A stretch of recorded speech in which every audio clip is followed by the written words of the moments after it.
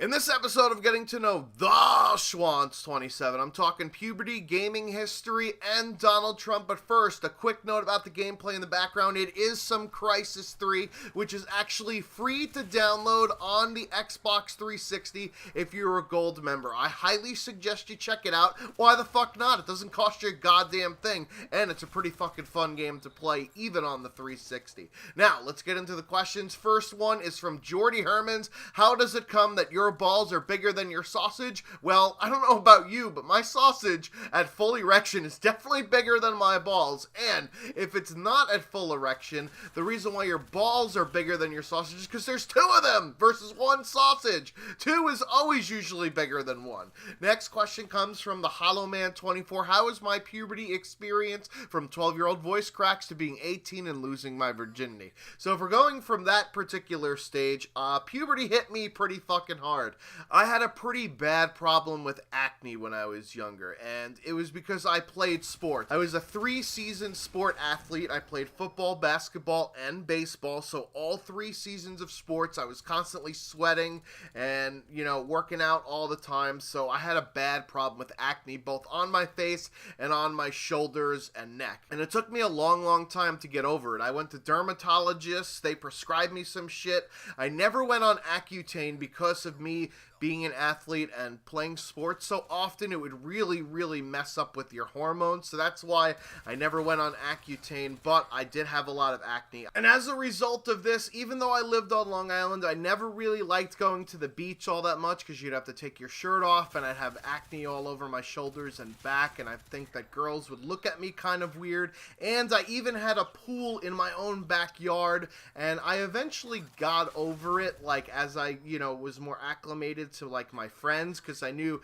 they wouldn't make fun of me or judge me about it for a while, but I was very self-conscious about it for sure. I also had braces for about 4 years in my middle school to high school life.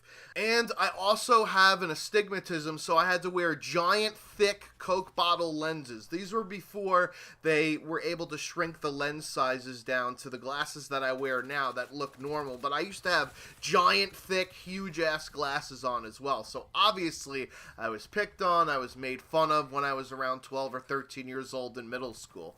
Now, there's a little bit of background behind this. In my town, had 2 middle schools but 1 high school. So when I got into 9th grade, into high school, I both got a prescription for contact lenses and got my braces taken off right before the summer going into 9th grade. Plus, there was all of these new people that I had never met before from the other middle school that I had just started getting introduced to when I went to high school. So it was kind of like a clean slate for me. I got my chance to start over again. So when I got into high school, I was never really like the popular kid. I was always a person that everybody kind of knew. And I was never really into like being up with the trends and hip with style and things like that.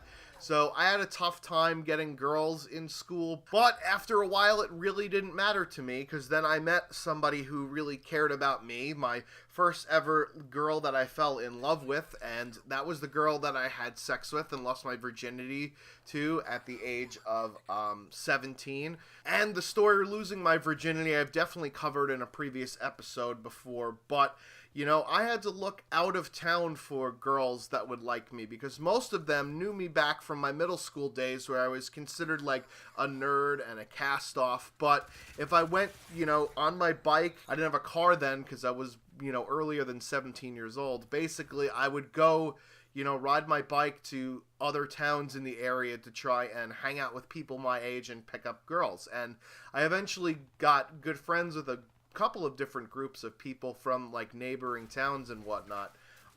So that's kind of how it all went. Sluggish Corpse asks, do you script your videos? I script some of my videos. A lot of the parody videos I script just because it's easier to write out jokes and just nail them, one after the other. But the shoutcast style videos where I'm doing like terrible teammates or when things go well or any of those type of gameplay videos or like the top 5 plays of the week, you can't really script out shoutcasts. I will watch the video maybe once or twice to figure out what I'm going to say and just, do it off the cuff, but you know, those videos you can't really script because the timing has to be exact. And the Q&A videos, I don't script either. I kind of just come up with the answers to questions, cut out all the random boring shit, and that's how you get these videos. A lot of YouTubers script more videos than you think they do, so it's not like this big sin, oh my god, somebody scripts their videos. If you're smart enough and intelligent enough and make good points, then scripting a video isn't that crazy.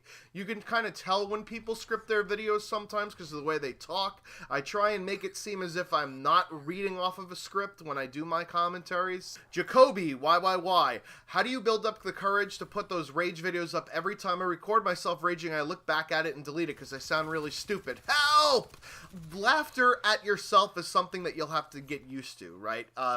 People in this day and age, it's hard for them to make fun of themselves. I think it's this whole self-esteem movement and everybody goes home a winner type of thing. But you have to learn every once in a while to take the piss out of yourself, right? Like, yes, you do look really stupid, and I look really stupid when I'm raging. I mean, I'm 31 years old, and I'm yelling at a fucking video game, right? How stupid does that sound when I say it out loud? But you know, I know that people get enjoyment and will laugh at other people's expenses, and it might as well be my own instead of other people making fun of people that really don't have that great self-esteem and that can't really handle the criticism. Me, I could joke about myself and I could laugh about myself, and I think, going back to an earlier question, that was part of the coping mechanism, you know, during me growing up in high school and living through my puberty experience was, you know, you learn to take the jabs and you learn to also give the jabs as well. If you're afraid to put up a rage video of yourself, don't worry. I'm sure that other people will find it fucking funny.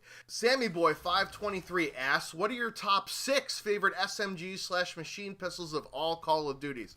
Wow, that's weird. Why top 6? That's such a random number. Anyways, here's the list, and it's in, like, chronological order, I guess you will. So this isn't my actual, you know, 1 is this, 2 is this. It would be the Type 100 from World at War, the UMP-45 from Modern Warfare 2, the P90 from Modern Warfare 3, the MP7 from Black Ops 2, the ASM-1, obviously, from Advanced Warfare, and then the curveball in this is the SAC-3s from Advanced Warfare. I love using SAC-3 akimbos with Gung Ho. It's just so much fun to run around with that class. So, if you're bored with Advanced Warfare, I highly suggest you make a Akimbo SAC-3 Gung Ho class. You'll have a fucking ton of fun with it.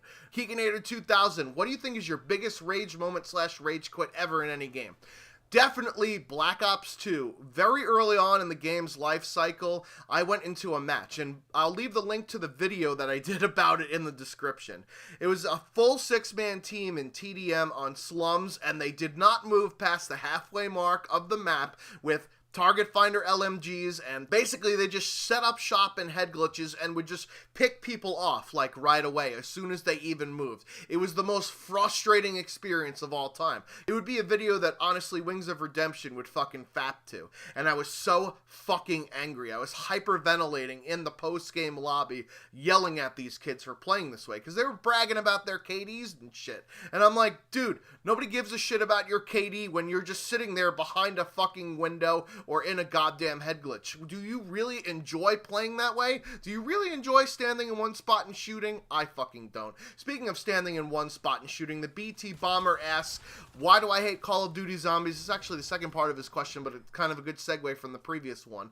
Call of Duty Zombies to me is fucking boring. Running around and shooting shit that doesn't shoot back, not that much fun to me. I'm sorry, I don't want to spend hours running around in circles at barely beyond arm's reach. That is not my fucking idea of fun. And the first part of his question, with all the times you throw controllers, have you ever broken a controller or even a system over it? I usually throw my controller into my couch whenever you see me throw a controller on live streams.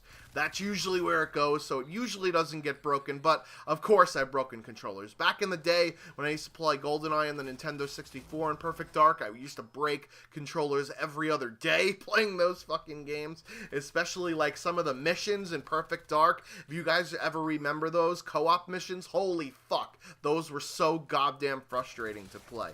I have broken one Xbox One controller, and I was playing Titanfall, got fucking mad at the people that were playing, and threw it against the couch, but I must have thrown it in such a way that the joystick got fucked up with it. And I think I only broke one of my Xbox 360 controllers, and I think it was because I dropped it. It wasn't even because I threw it. Pikachu FPS 3, do you get frustrated when you're against good players who, quote, vehicle whores on jets, choppers, tanks, or boats? What do you do if you're against them?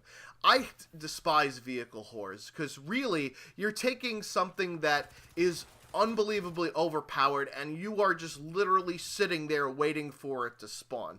You, to me, are not good enough in, boot-on-boot combat to face up against me, so therefore, you have to kind of hop in a quote-unquote kill streak all game and do what you gotta do. Now, sometimes it's difficult to go and use some of these vehicles in certain maps, but what I like to do against vehicle whores is I try and stay out of their way if I know where they are, and I try and flank as much as possible. In the Battlefield 4 Night Operations patch video, what I did to that LAV, that guy that was vehicle whoring he was 70-something and 6 in that LAV, and I fucking killed him for like 5 or 6 times in that video.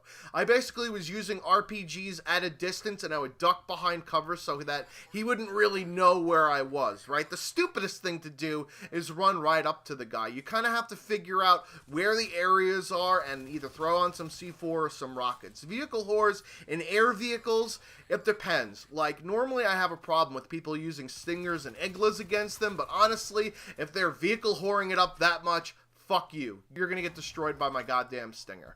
Jet Diamond, what made you the gamer that you are today? So, I started off with the Super Nintendo Entertainment System. That was my first console I ever owned. Got it as a Christmas present one year, and to me, it is still my favorite console of all time. The library of games is just unbelievably amazing when you go down the list of all the games, but my favorite type of games were the JRPGs and the platforming games back in those days. And also, like, Mario Kart was also a great game as well, but it wasn't until the Super Nintendo, which is the next system that I own, that I really got more into the racing games, and of course, with GoldenEye and Perfect Dark, that's what bred my love for first-person shooter games. Then the next system that I got was a GameCube, so I played games like Time Splitters 2, Red Faction 2, among some of the other shooter games. Need for Speed Underground was great on that system. The Mario Kart, I think that was on the GameCube. I didn't really like it that much. That was the, two-headed, or the Mario Kart Double Dash, I think it was called. I was not a huge fan of it. I'd much rather play the Mario Kart 64 game. And I also got into sports games, as well. I like to play NHL sports games, too.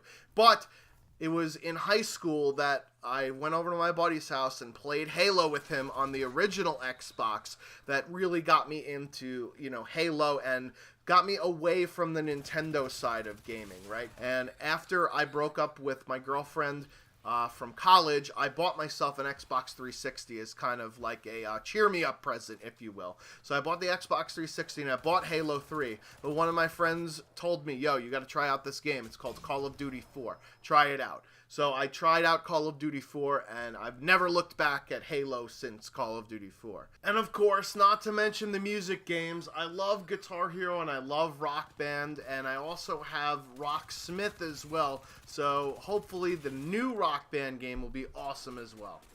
So that's kind of the progression of how I went from, Super Nintendo to kind of Microsoft 360, and now I have an Xbox One. I've been moving out of Call of Duty and into Battlefield, and that transition started around Black Ops 2, because I really, really did not like Black Ops 2. So I gave Battlefield 3 a try, and I enjoyed it on the 360, but when the Xbox One came out, and it was either Call of Duty Ghosts or Battlefield 4, fuck me sideways if I was not playing Battlefield 4 all the goddamn time, because Call of Duty Ghosts was a travesty.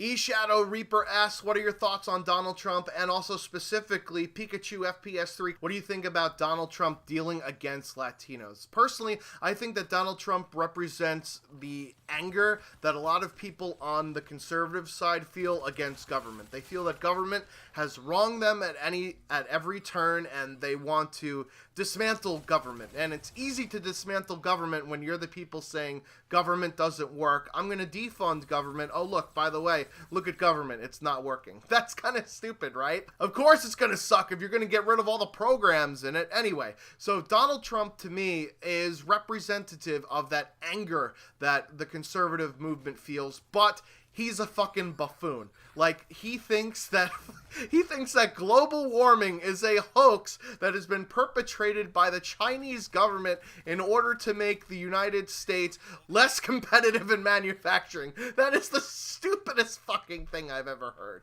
And more specifically on illegal immigration and border security, I think that a lot of people have this, phobia against the other, right? Like, there have been more and more minorities that are gaining larger and larger populace, and I think a lot of white people in this country feel they're being intimidated by other cultures instead of embracing them. Now, Donald Trump also says that the Mexican government is sending their criminals and sending people here on purpose in order to get rid of them, which is absolutely fucking ludicrous. And when somebody asked for a source for it, he said, "Oh, I know a guy that's on the ground." Are you fucking kidding me? This sounds like somebody's crazy uncle, which is why a lot of crazy people or a lot of conservative people like him, because he's not afraid to quote-unquote speak what's on its mind. But unfortunately, what's on his mind is fucking lunacy. He still thinks that Barack Obama is a Muslim that's born in fucking Kenya, right? He was the one that sent people to Hawaii and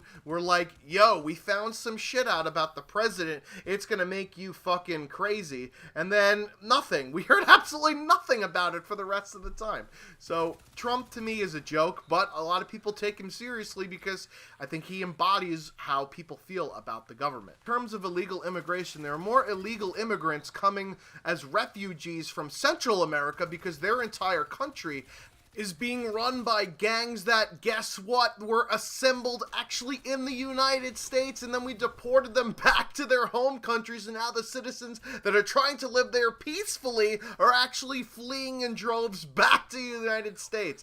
There's an amazing Vice episode, it's that show on HBO, about this whole thing. That's definitely an interesting watch. 2 more questions before we go. Nathan Storm, what is your highest game in bowling? I don't curve the ball when I bowl straight, but a lot of people love my fucking bowling motion because I pull the ball way back and just fling it down the fucking alley. I get it up to like 20-25 miles an hour, and for like a 14-pound ball, that's pretty goddamn good. But my highest game in bowling is a 220, believe it or not. I think I got like 5 or 6 strikes in a row. I was like on fucking fire and fuego at that point. And lastly, from Weagle, how sexy is that Weagle guy? Believe me, every time I see your face in a thumbnail, I want to throw the fuck up. Anyways, if you have a question for me for next time, be sure to leave it down below. This has been Getting to Know the Schwantz 27, and I'm out like a boner in sweatpants. Until next time.